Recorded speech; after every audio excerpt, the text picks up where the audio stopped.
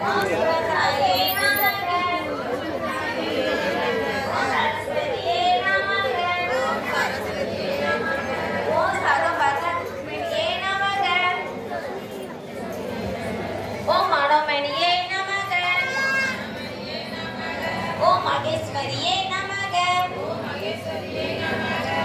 कल्याणिये नमः।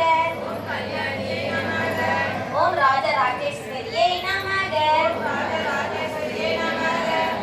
ओम बालाये नमः।